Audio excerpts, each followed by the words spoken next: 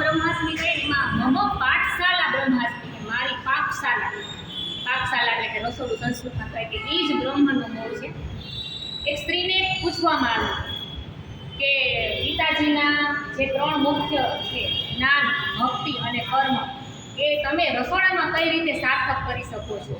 કે હું ભાવ સાથે, મમત્વ ભાવ સાથે તમે સ્ત્રીને પૂછવામાં આવ્યું કે કઈ રીતે રજૂ કરી શકો છો. એ સ્ત્રીએ ખૂબ સરસ જવાબ આપ્યો. એ આખો આપણી આ સ્પર્ધાનું નિચોડ છે. એ માટે હું ફક્ત એક જ મિનિટમાં એ વાત છે સ્ત્રીની કે જ્ઞાન, ભક્તિ અને કર્મ. જ્ઞાન કે રસોડામાં મારા પરિવારને શું બનાવવાથી એમના સ્વાસ્થ્યનું રક્ષણ થશે, એ જે મારામાં જ્ઞાન છે, એ જ્ઞાન થકી હું રસોઈ બનાવું, એ જ્ઞાન. ભક્તિ કે મારા પતિને, મારા સાસુ સસરાને, મારા બાળકને શું ભાવે અને એક અહોભાવથી હું બનાવું, એ ભક્તિ.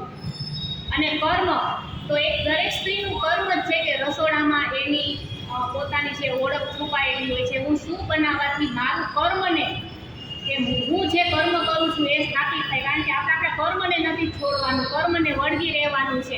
એ ત્રણેય ભાવ મારા રસોડામાં જળવાયેલા છે.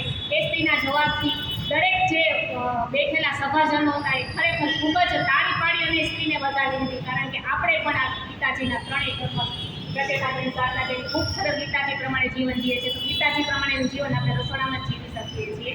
એ બદલ આપણે સદૈવ